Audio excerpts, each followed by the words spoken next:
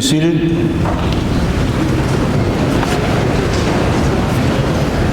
I'm Monsignor Jim Lasante, the pastor here, and I want to welcome you all to Our Lady of Lourdes Parish in beautiful Massapequa Park, and thank you for coming today. We have magnificent weather, and I told Bill thank you for that. He brought it along with him. And I thank you, too, for many of you who have traveled from very, very far and wide. You've come here because you really respect and admire our speaker tonight, and we're grateful for that. I just want to say that what's going to happen tonight is that Bill's going to talk, and then he's going to take a break and sit, and we're going to ask you for a bit of a love offering. You know, Bill has spent much of his life being a great defender of law enforcement, and we have in this community so many people retired and active in law enforcement. And we'd like to create a shrine here at Our Lady of Lourdes for people to be honored who have given their lives in service to law enforcement. So that collection after Bill speaks is for that, and I thank you for your generosity in advance. And then we'll take questions and answers that many of you have written, and Bill will try his best to answer them. Quick introduction. Everybody has heard Bill speak, TV and radio and his books, and that's a great thing. But I wanted him to share another dimension of his life today, a very formative influence. You know, I've had the privilege as a priest to probably celebrate thousands of funerals. And what I notice is that when people talk about someone they love who's died, they don't talk about popularity or money or power, all the things the world says are important. But it always comes down to seemingly two things: that they did a great job at loving their God and loving the people God placed in their lives. In a recent interview we did on Personally Speaking, a show that I host, I asked Bill, with all the success, with everything you've had, you've done so much, you've accomplished so much, what's left to do? And he said, if I could see my children, he has a daughter and a son, happy and settled and their future in mind, I'd be totally content with that to be the last thing I do. So family means a lot to him. God has meant a lot to him, specifically lived in the Catholic Church, and that's a dimension I want us to hear more about tonight from Bill.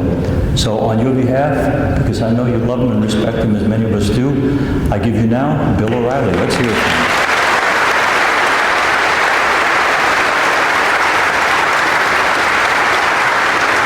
Bill?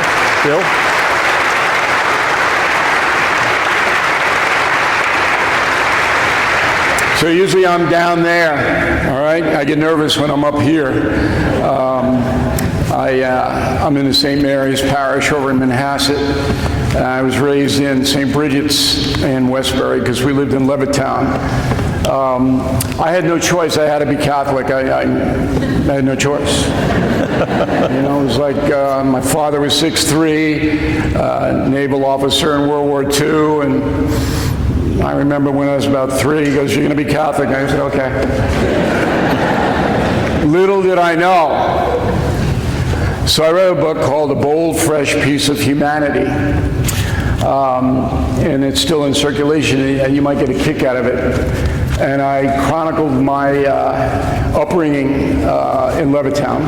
And the church played a big role in that because my Irish parents, we go way back, and we might even predate St. Patrick in Ireland. And it's never deviated. I'm 92% Irish, 92%. And it was, this is what you do, this is who you are, and there wasn't really any pushback on it. But I remember going to Catholic school, first grade, and I had a nun called Sister Lorana, Sister Mary Lorana, school sister of Notre Dame. And I was a hooligan. I was. I mean, I was just totally out of control kid. And at one point she looked at me and she goes, "William, you're a bold, fresh piece of humanity." I forget what I did, but, and I went, "I'm 7. I didn't even know what a bowl of fresh piece of net. I knew it wasn't good because this nun would turn red when she was annoyed, which was most of the time, because there were 60 urchins in the class. 60, 6-0. Okay? And the nuns basically had to control them. There wasn't a lot of concern about self-esteem back then. So they would whack you and this and that. And I very early on accepted my fate. Because again, I really didn't have any choice. But and everybody else in the class, I still keep in touch with a bunch of people that I went 8 years with, 1st through 8th grade at St. Bridget's. And we just had so many laughs because it was fun. Every day it was a challenge, and I was the second worst kid ever in the grade. A guy named Clement Simonetti was worse than I was. And every time we had to go to confession, I would get in the line behind Clement. Because I knew whatever I did was not nearly as bad as what Clement was going to be telling this priest. And one time, we were lined up for confession, and Clement went in, and you heard a bell, "You did what?" And everybody was like this. And Clement was a good guy, though, but he was Italian, a full-blooded Italian, and he was shaving in the 5th grade. I mean, he was advanced. All right? Where the Irish guys, he was shaving by college.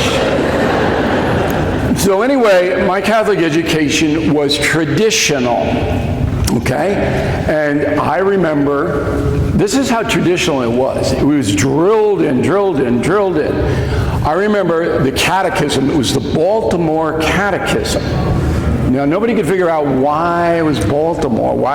How come it's not Detroit or maybe Miami? No, Baltimore Catechism. And you open the page, the first question was, why did God make you? And the answer was, God made me to show his goodness, to make me happy with him in heaven. I remembered every word of that. And I'm 95 years old, okay?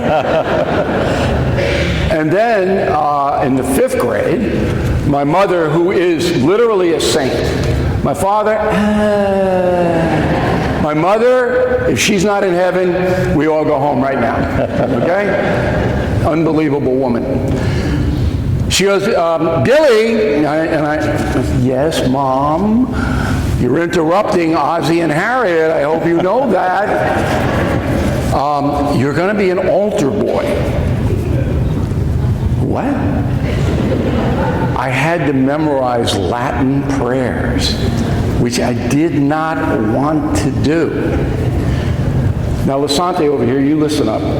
A deum qui laetificat juventutem meum. I remember the prayers to this day that I had to memorize. Confiteor Deo omnipotenti. I was 5th grade, memorizing all this stuff. I had no idea what it meant. I had no idea. It could have been, get the Sicilians out of the church right now. That's what I could have been saying. Now, I never one time had a problem with any of this. I had a problem with the nuns, I had a problem getting good grades, I had a problem behaving, I had problems in all there. But with the essential faith or the church itself, while all of my other peers were complaining, I never really did. Because early on I figured out, okay, in Levittown we have Catholics, we have Jews, and we have a few Protestants. Not a lot of Protestants, a few. And the Jewish kids, we were always mad at because in the middle of the game after school, they had to go to Hebrew school. It was, Nathan, come home. And all of a sudden the shortstop's gone. And I go to Nathan, I go, what is this? You just got out of school. Now you have to go back to school for Hebrew school? Why don't they have it on Saturday? Oh, no. But anyway, my neighborhood was mostly Catholic. And I accepted the premise that Jesus, the Nazarene, was a good guy. That's how I'm a simple man, as you know, if you've watched me or followed my career. I'm a very simple man. Jesus was a good guy. I couldn't find anything wrong with Jesus. And believe me, I looked. All right? So I said, okay, he's a good guy. He wants everybody to treat everybody else the way they would like to be treated. He heals the sick. He does all good things. His mom and dad like him. So, all right, I'm fine with him. And then I graduated into Chaminade High School. Now, do we have any Chaminade grads out there? Okay, yeah. So Chaminade High School is like a military school for Catholic kids. You got to wear tie and jacket. You got the brothers. I went from the nuns to the brothers. Okay? Now, I didn't like Chaminade, I got to be honest. All my friends went to Clark High School, the public school, and I wanted to go there. My father went, and there's no way we're sending you to a public school because you're You're going over there. So I had a little clip-on tie, and I was like, but it was worthy because that was a tough place to get through academically. And it set me on a course where I was successful. I wasn't successful as a kid in school, but I got smarter as I got older. So Chaminade was the second stop. Now Chaminade was a little bit different than St. Bridget's, very traditional. And in Chaminade, there was a little more dissent, a little more discussion, which I like, because I'm a blabbermouth and I like to debate people and all that. So then when I graduated from Chaminade, I went to Marist College in Poughkeepsie, New York, which at that time was a Catholic school built by the Marist brothers, which ran St. Mary's for a while over here. Now, when I went to Marist in 1967, it was a fairly religious place. When I left in 71, it was New Orleans, okay? It was, forget it. There were times, Sundays, where I was the only guy in the church. The only one. And Father Leo Gallant was the chaplain. And it was just me and Leo. And I said, hey, Leo, can you just cut the sermon a little short? It's just me. What's on your mind? Just tell me. It's just me and you. I want to get out of here. All right? Nobody went to church. And that was the Vietnam era with sex, drugs, rock and roll and all of that. But here's something interesting. I never bought into any of that. And I believe it was because of my traditional Catholic upbringing. So I didn't think it was cool to smoke pot. I didn't think it was great to set fires and do all this crazy stuff. And it just swept in. Now, Marist College is a lunatic asylum. If you go up there, it's woke, it's everything, it's DEI. It's like, are you kidding me?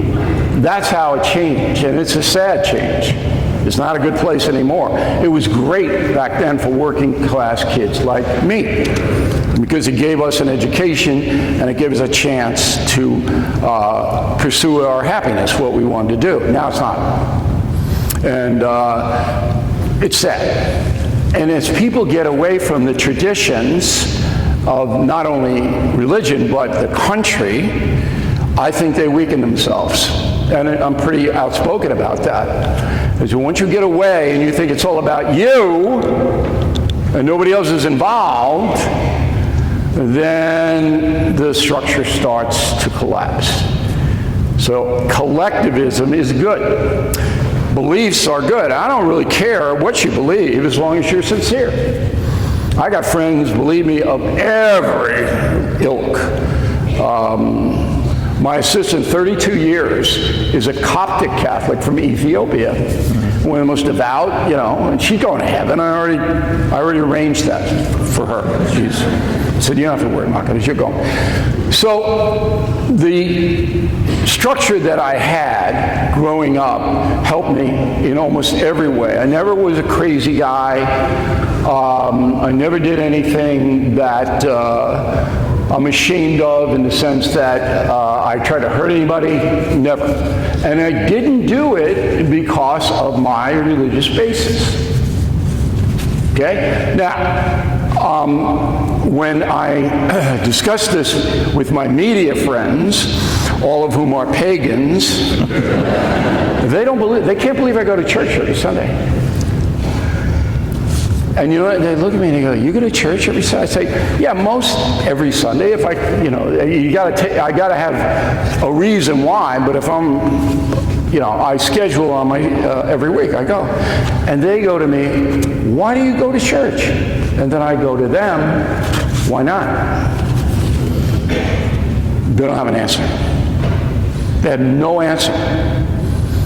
I said, "Look, even if you're not a believer, an hour a week thinking about spiritual things, how you can improve yourself, how you can be kinder to other people, is that not worthy?"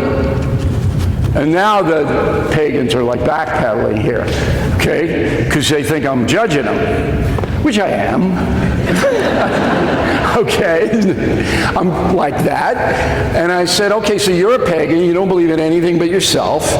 Does that make you feel good?" And so you don't mess with me on these theological debates, because I think I have the higher ground. And they'll throw in the priest candles, they'll throw in all of that stuff. All right, and I go, "What does that have to do with the theology? What does that have to do with it?" All right, so you're telling me Richard Nixon was a crook, you're not going to be an American anymore? You're renouncing your citizenship because we've had bad presidents?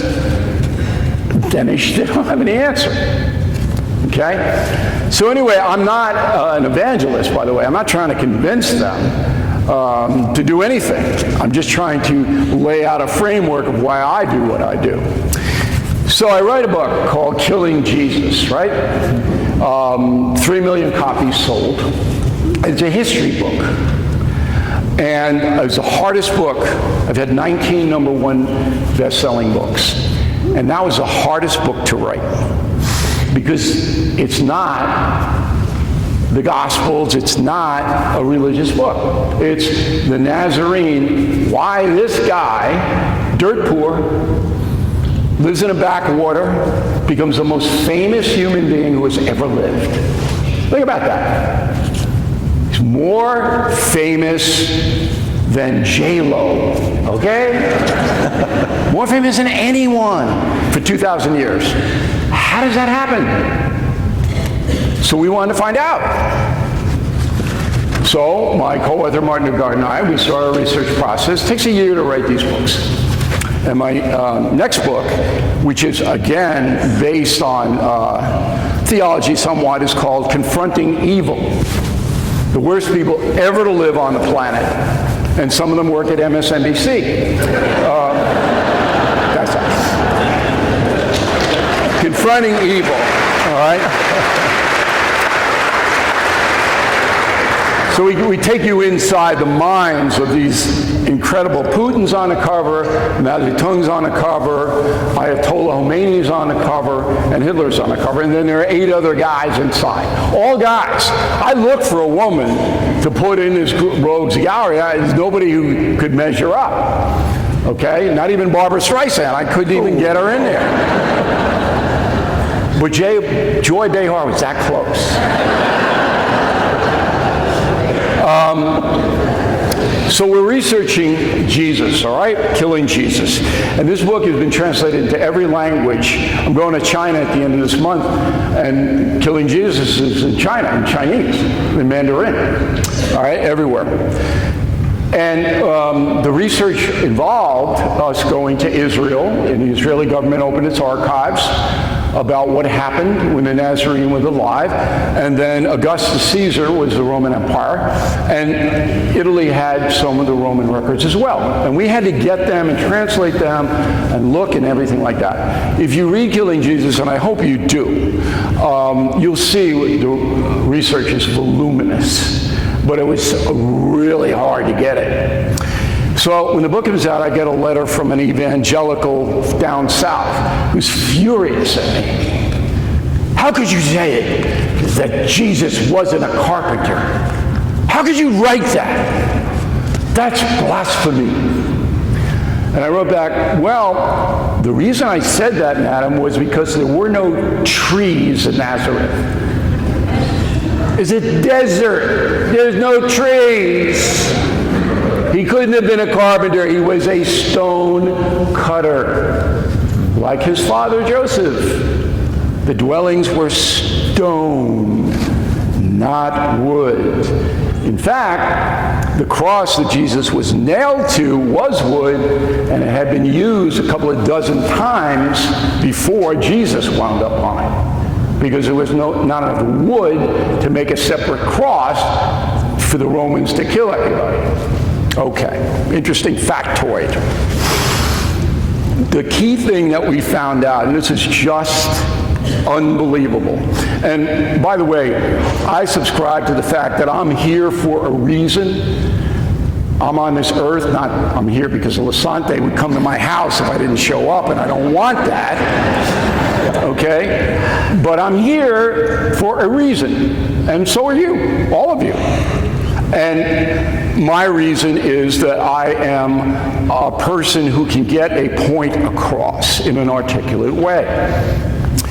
So we're looking at Jesus' 2-year mission, 2 years.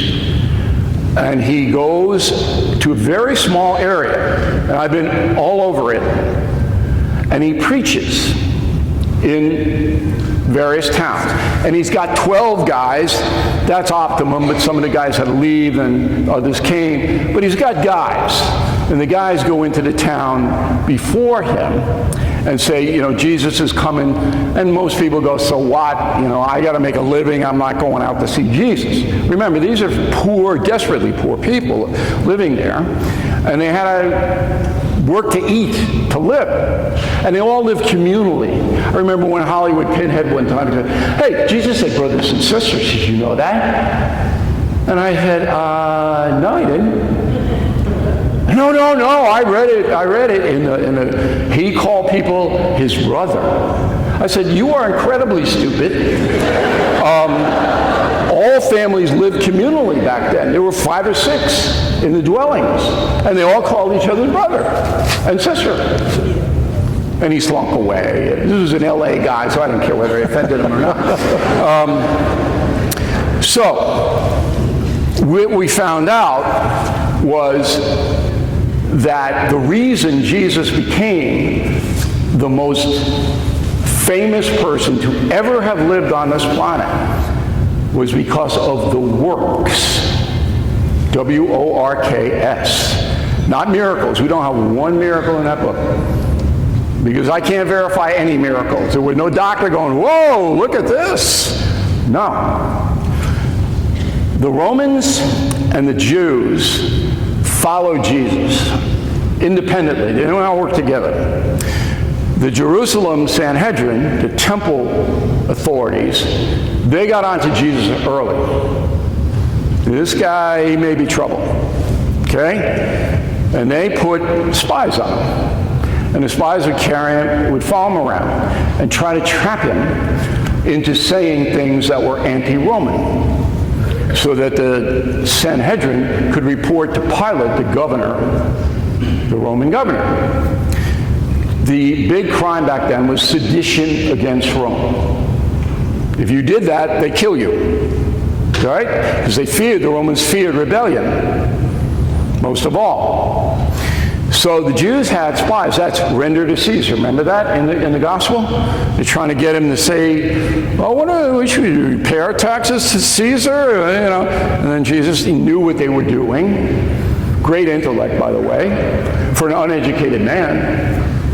He didn't go to Chaminade, okay? Although they'll try to convince you he did over there, but don't believe them. But brilliant man, and he would see the traps that the Sanhedrin spies were laying for him. So the spies' job was to report back to Jerusalem about what was happening with Jesus. And they would do that in 2 ways. They would go and they would tell, but some of them wrote it down.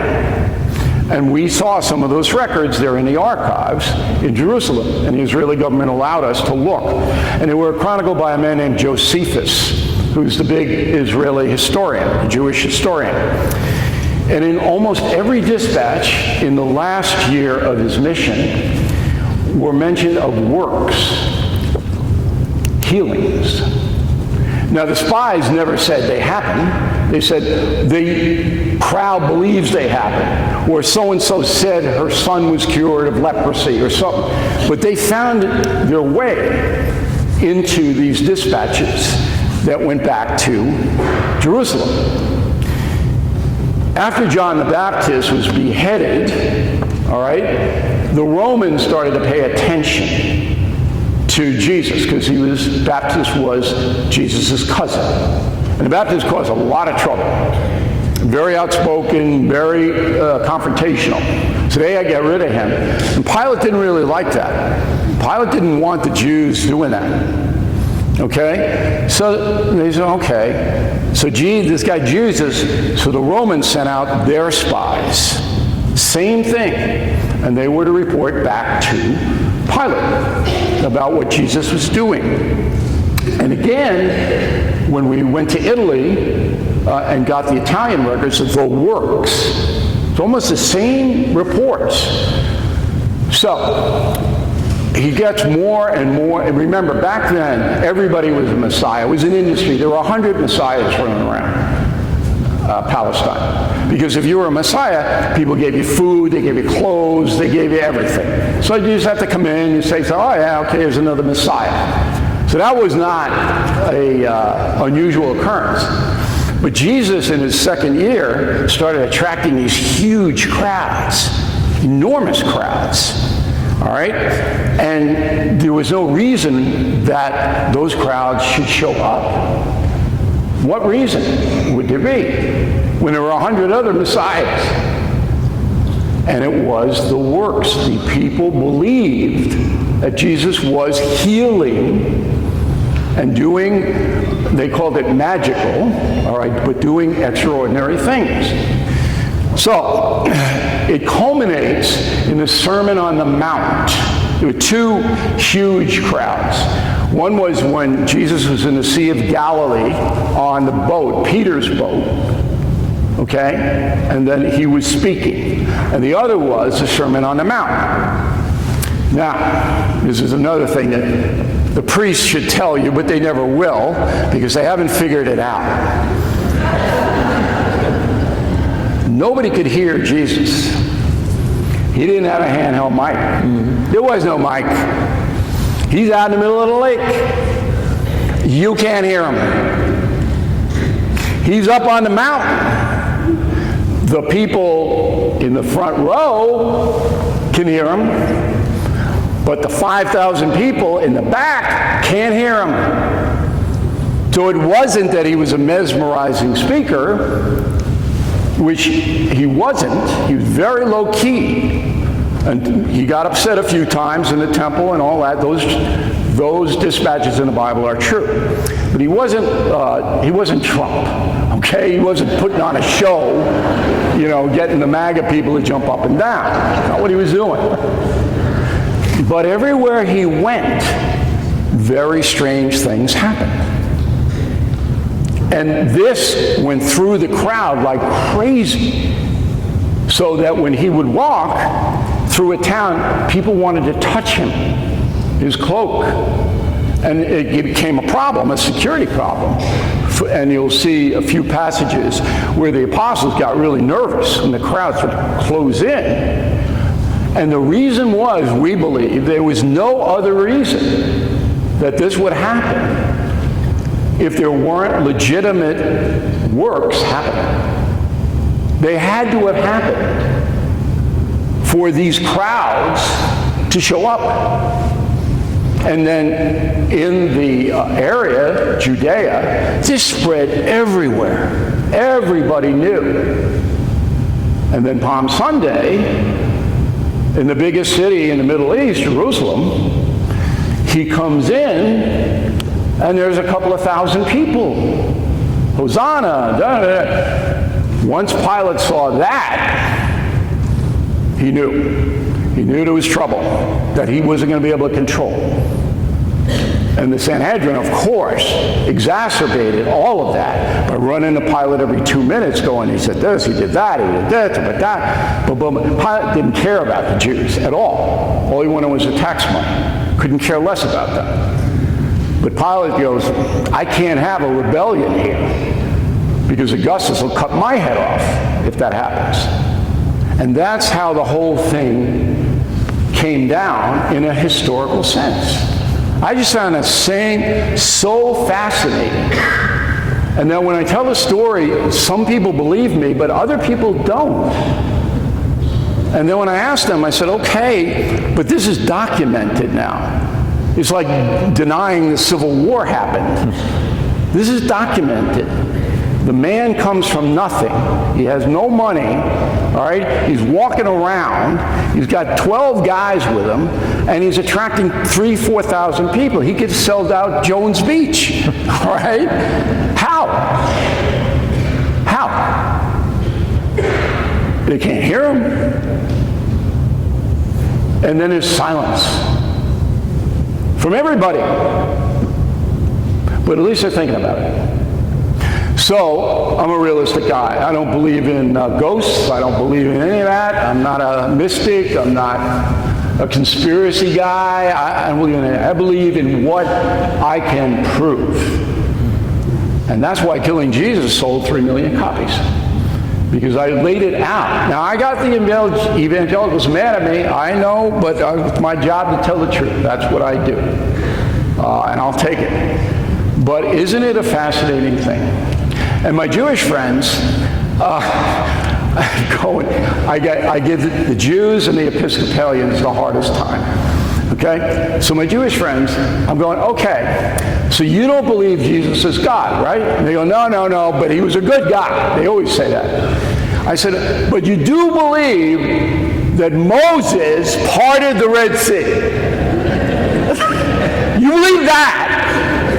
But you don't believe my book, Killing Jesus, where I'm documenting everything the guy did. But you believe that the giant Red Sea parted because Moses said, hey.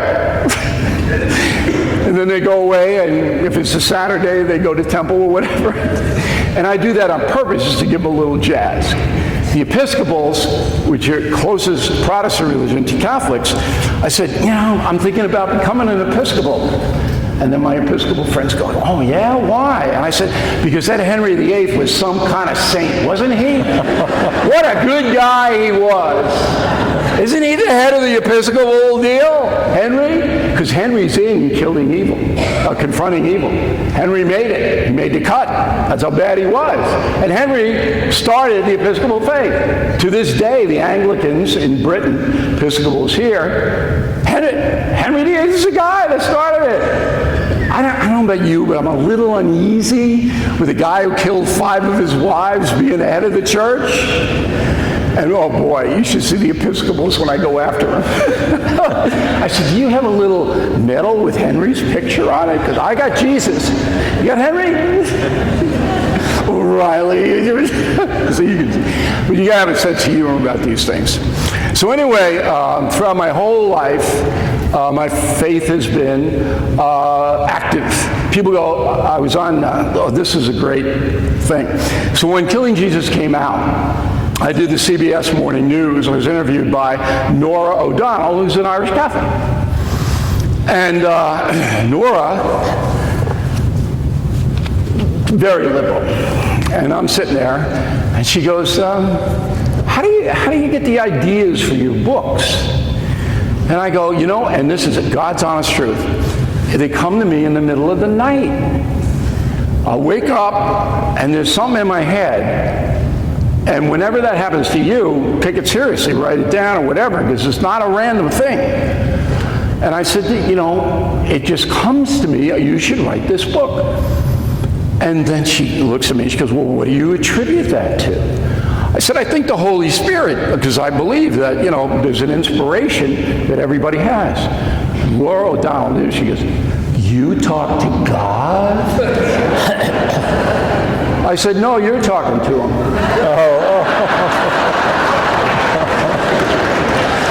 Over. So anyway, but my Catholicism, and I'm not a roller at all, and I'm as big a sinner on the block. That's why I go to Mass, because I can't get behind in the atoning. You know, if I get behind, I'm never going to catch up. I got to keep it current. I have my own private priest, a guy named Tom Jordan, Carmelite. He's a saint. Down in Central America a long time. I covered the wars down there. So he's my private guy. And then, I don't like going into the confessional booth, or, you know, because everybody knows me. Okay, and I can, you know, most priests are good, but some of them are a little sketchy. So, I got O'Reilly, let me take notes here. Jordan's my confessor. So I call him up on Holy Week and I go, hey, he goes, how long is this going to take? I said, I'm going to give you the abbreviated version, but I want to know, can I get absolution on the phone? Is that legal? Is that a legal thing? And he goes, yeah. Just keep it pithy. So that's how I operate. So you got to be a little cautious there.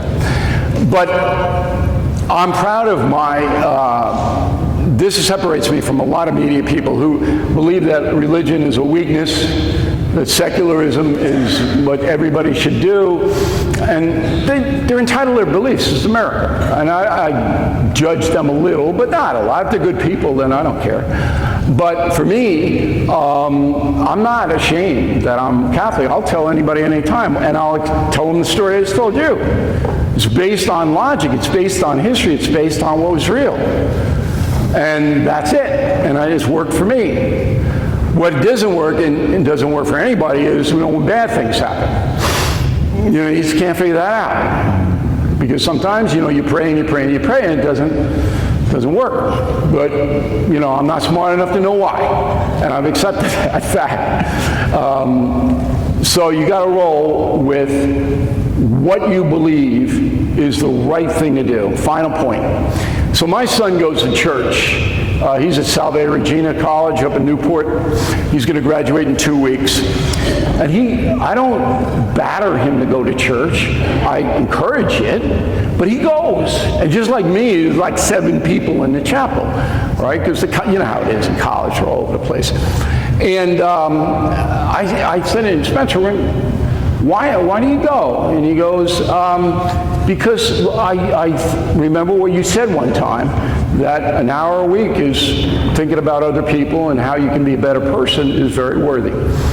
And it's boiling down to that. And he goes, I believe in this, in the whole thing. He read Killing Jesus. And, you know, we talk a lot about what's real, what isn't real, what happens, what shouldn't happen. And I think that he, in his life, after I go, he will carry on that tradition. And that's what I'm most proud of, that my people have been Catholics, as I said, at the time of St. Patrick, a long, long time back. And we've always stayed faithful, loyal to the church. And that's something I'm very proud of. So thank you very much for listening. And I appreciate you coming out. Nice to see you all.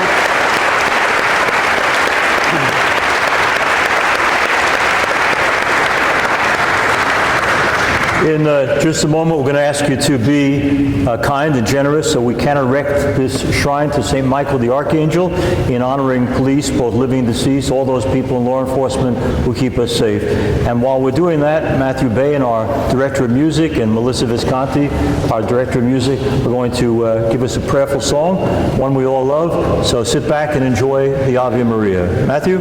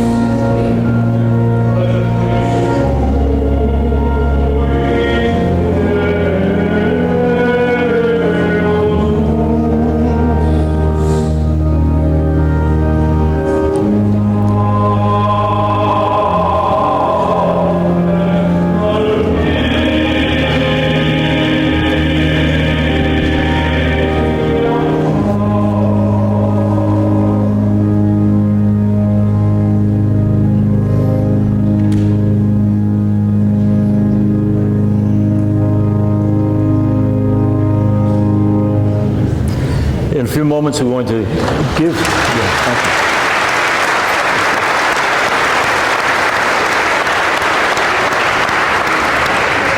They do that every Sunday, so please come back often. These are questions, and a lot of them were similar questions, so these are the ones that we pulled from them for Bill. And I should also say, by way of a word of thanks, we have a number of public officials here I just wanted to acknowledge. Joe Saladino, our supervisor for Oyster Bay, is here. Vicki Walsh, our town councilwoman, is here for Town of Oyster Bay. We have here Mike LaPetri, who you may remember just recently ran for Congress against Tom Suozzi. He got 49% of the vote, so 1 or 2 more percent, and we'll send him to Congress too next time.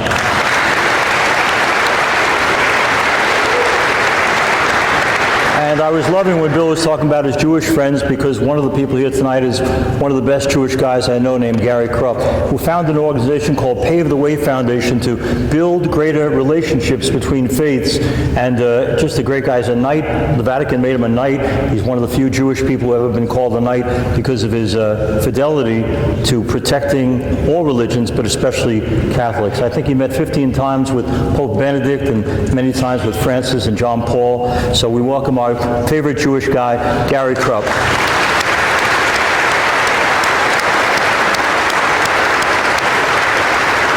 All right, questions time. Here, Bill, here's the first one.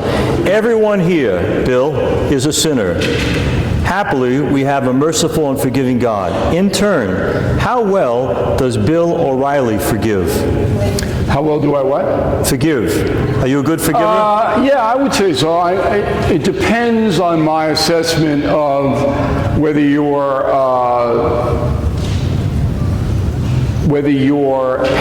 not penance, but your outlook is sincere. So there's a lot of people go, oh, I'm sorry, and they're not really sorry. So I think this is a very interesting question, by the way. If you ask for forgiveness, then as Catholics, Christians, we have to forgive. There's no wiggle room there. You have to. It's a command. But if you don't ask, there is a bunch of stuff in the Bible, Jesus saying, Father, forgive them, for they know not what they do. This is the centurions who nailed them to the cross. I understand that sentiment. But there are a lot of people who do know what they're doing. So do we forgive them? We give them blanket forgiveness? I don't. In fact, I go after them. I hold them account. In some cases, I've destroyed them. If I think they're evil and I think they're hurting other people, I'm not forgiving anything. But if you are sincere, because we all make mistakes, obviously, and if you are a believer in Catholic theology, you have to forgive them if they're sincere. Okay. Thank you, Bill. This is, as a Catholic and a conservative, how do you balance the rules of God to help and serve the needful, the homeless, the poor, the immigrant, while maintaining our country's security? And he writes, I think it's a hymn, I struggle with this as an educator, and I don't know what to do. On the one hand, compassion. On the other hand, the law. As a Catholic Christian, what are we supposed to do? Okay, well, that was Pope Francis's dilemma. Yeah. Right, so theologically, the Pope is correct that if you see somebody poor, you have to help them. You have to. If there's somebody in need and you pass by and you're looking at them, you don't go, are you an American citizen? You help them. But at the same time, you have to, if you're going to render to Caesar, obey the law. So when I get involved with things like this, and I did meet the Pope. I didn't have a dialogue with him, but I think he's a good man. I watched him for a couple of hours. I was in his proximity. If I had interviewed him, I would have said, you know, Your Holiness, as a Catholic, I admire your philosophy, life philosophy, to help the poor and marginalized, and I try to do that. But I also want the law obeyed. And so I do not feel bad about demanding that my government keep keep foreign nationals out of this country unless they come in the way prescribed by our democracy. Am I a sinner? And he would say no. He'd have to say no. So that's the problem. Once you get into law breaking, so if the government wants to make another law, all right, I'll consider that. But the suffering that was wreaked upon the American people by the open border was horrendous. Horrendous. And it was done sometimes in the name of compassion. And I've had priests turn their back on me when I've said that. But I'm saying, you know, damage is damage. You're helping one person, but if you're hurting another at the same time, you got to measure that. And that's my take on it. Bill, if you were the Salvadoran coming from a place with poverty and violence, would you do anything and everything, including law breaking, to save your kid? Yes, if I were a Salvadoran, I covered the war there. And I'm very aware of the poverty of Mexico, Central and South America, Africa. I've been to 84 countries. I know what the world is. And if I were a poor man and I had 3 children in Guadalajara, I'd try to sneak in here any way I could. I would. Yeah. Okay? And I wouldn't be sinning. But that's a totally different thing than enforcing the law that is designed to protect Americans. That's why the law is there. Because we can't absorb 4 billion people. Every Chinaman in the world would love to come here. You know what they're living under there? But we can't take them. We have just literally cannot afford to take them. And I don't think the Pope ever grappled with that reality, but I could be wrong. Here's another one, and Bill can answer this because he has a special relationship here. Do you think that President Trump is a believer, and is he a person of true faith? He's a secularist. Okay. I mean, I don't get into anybody's personal belief system. That's not my job, and I don't know. But Donald Trump's a secular man. Okay. How many people have you interviewed, and are there any that you have not interviewed and you wish you had? None. I mean, when I interview you, if you're a bad guy, I mean, I don't know how many of you saw the town hall last night on News Nation, but they had to wheel James Carville out of there after I got through with him. So I'm not afraid of anybody. Well, come on in and sit with me. I'm ready.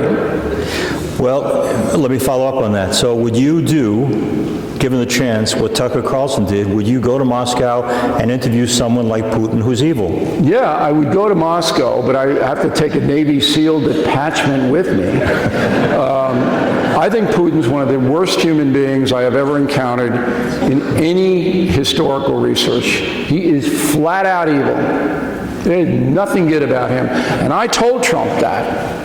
If you just Google O'Reilly Trump interviews, you'll see. I told him. I said to him, how are you going to deal with this Putin? He's a killer. And Trump's answer was, you know, we're not so great either. I said, we're not at that level.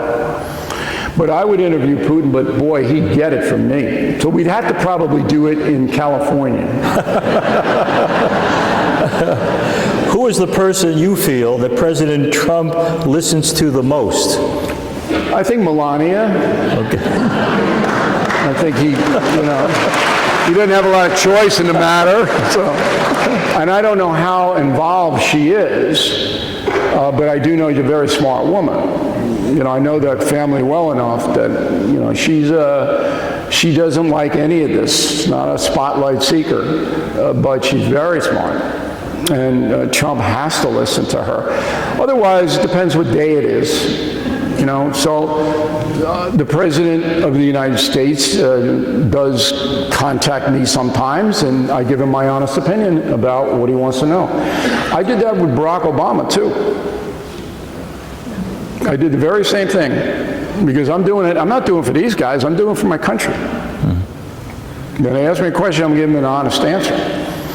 I told the Monsignor and the other priests a story earlier this year. It's too long to say here, but, you know, I got called down 2 times so far to be in cabinet meetings with the president.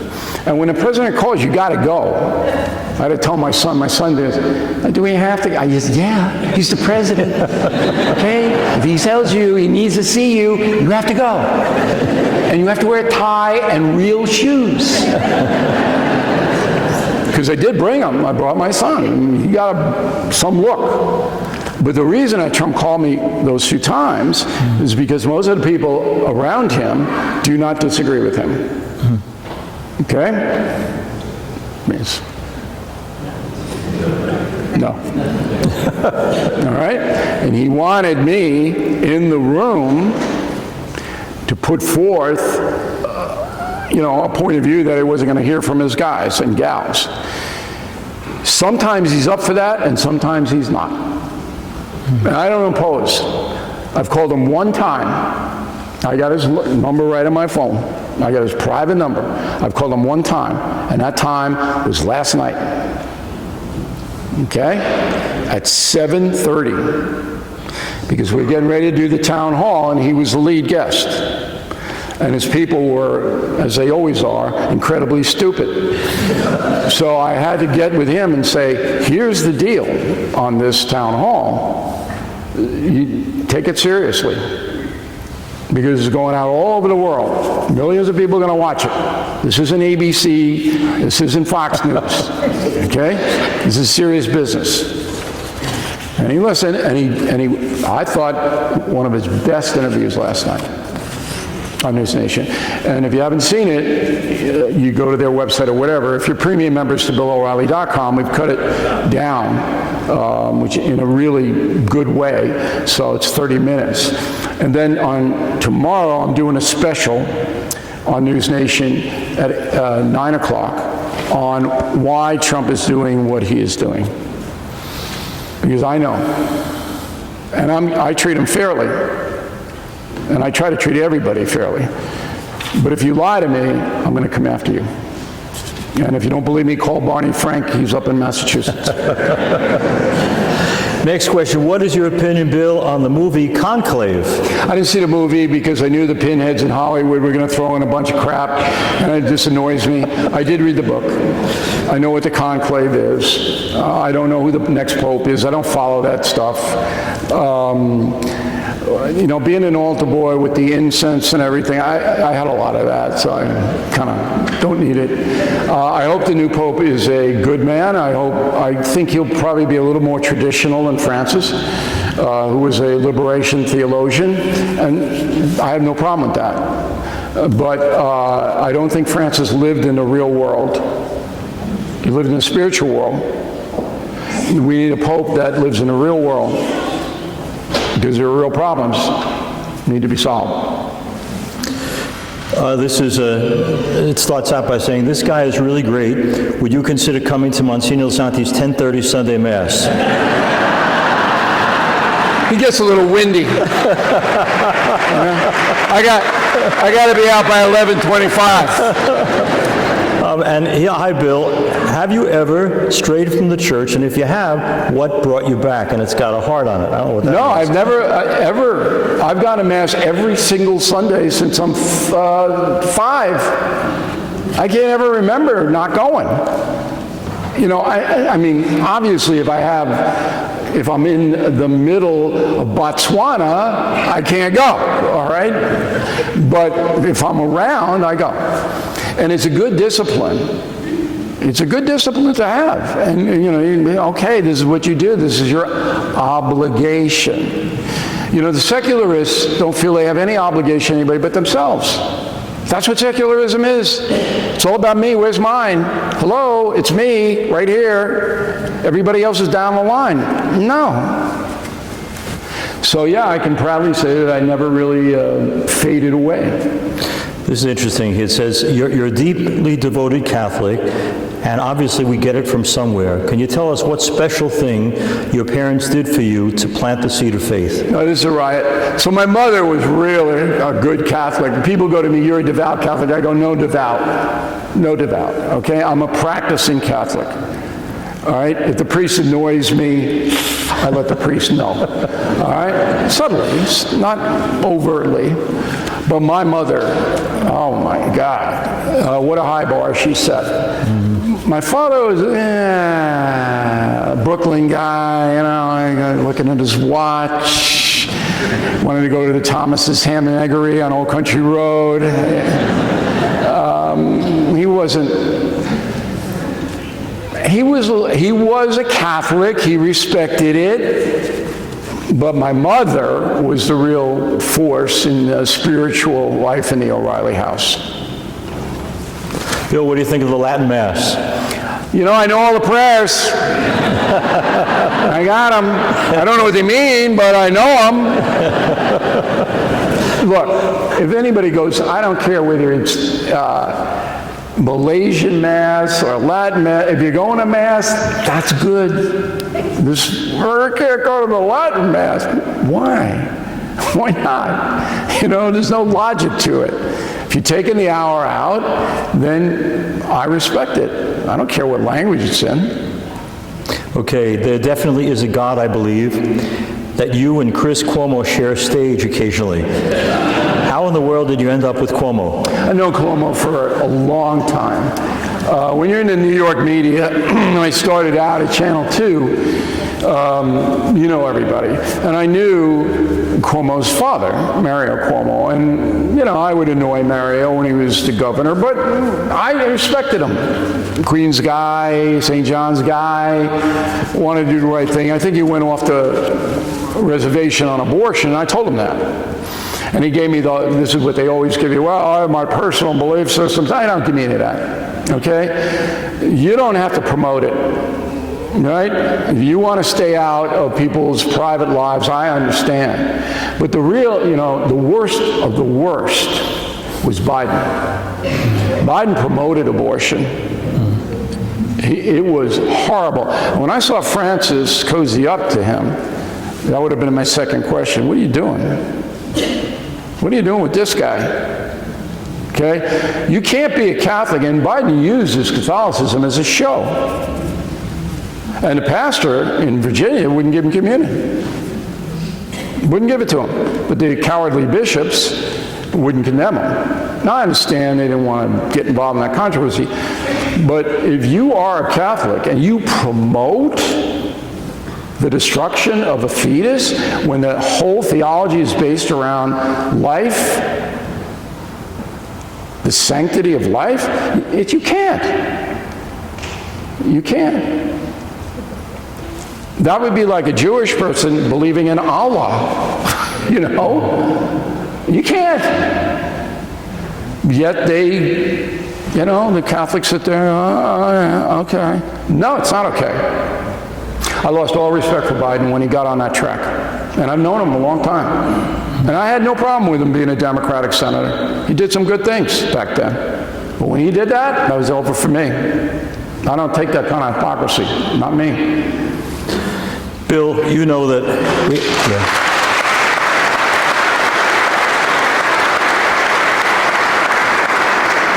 You know that people are formed and shaped by the media. Pope Pius XII is viewed now in much of the media and the public as someone who didn't do enough to stop Hitler and to save Jews. In fact, he's responsible for saving 1 million Jews.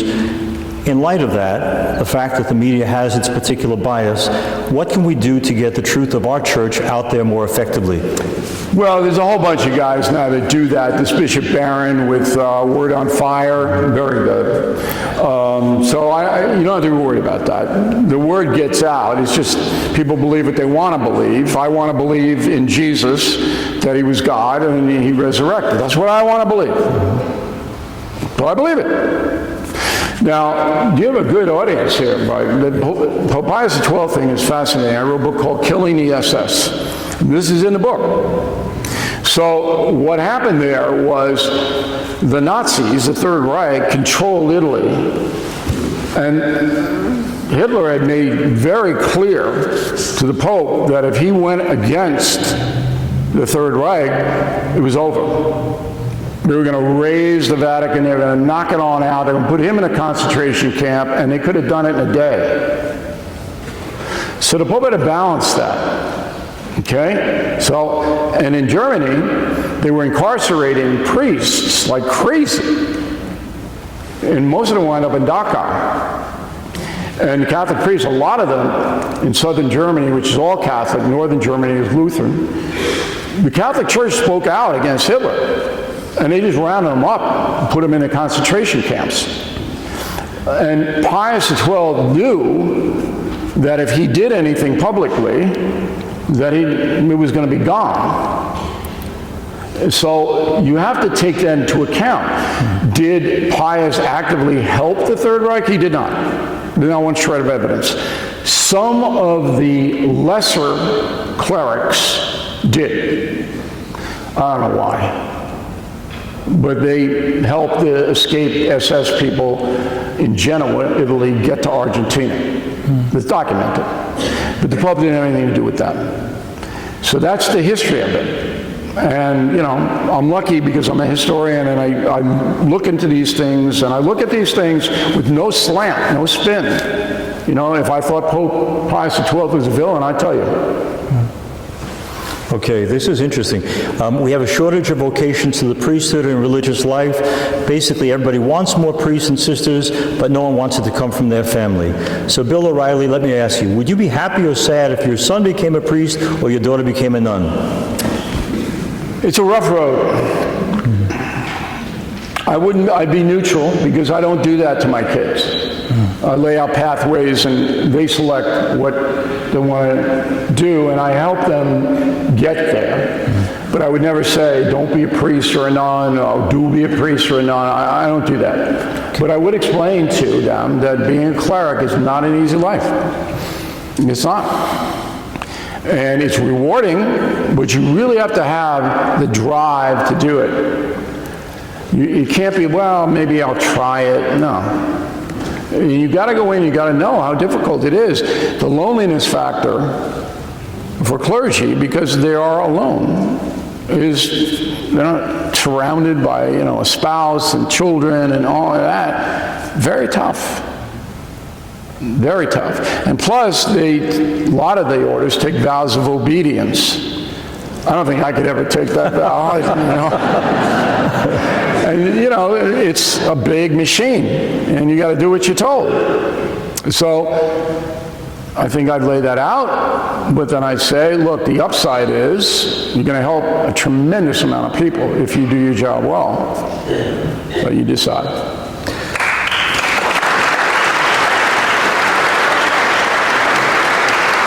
And with that particular focus of Bill's, I should mention that I'm delighted tonight that we have Monsignor Andrew Vicari from the Diocese of Brooklyn, Father Tom Brosnan from the Diocese of Brooklyn, Father Andy Aron from the Philippines.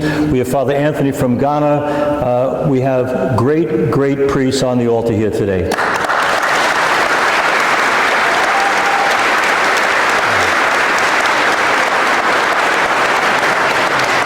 I want Bill to stay sitting. If you can, please rise. And this is a blessing from all of us. So if you'd extend your hand over Bill now. Dear Lord and God, we ask you to bless and preserve our brother Bill. Give him long life and good health. Give him the knowledge that we respect and admire much of what he does. And we pray for him, for the graces to live a long and good life and to make a difference for the good in our world. We ask you to bless his family with health and happiness too. And may the truth he speaks continue to be bellowed out to a world that needs to hear it. May Almighty God bless and keep you. This we ask through the Father, Son, and Spirit. Amen. And you're in a church, Our Lady of Lourdes, so what better way to pray for Bill? Let's together say, Hail Mary, full of grace, the Lord is with thee. Blessed art thou among women, and blessed is the fruit of thy womb, Jesus. Holy Mary, Mother of God, pray for us sinners, now and at the hour of our death. Amen. Bill's going to be in the lobby in a minute to greet anybody who wants him to, but in the meantime, on your behalf and mine, thank you, Bill O'Reilly.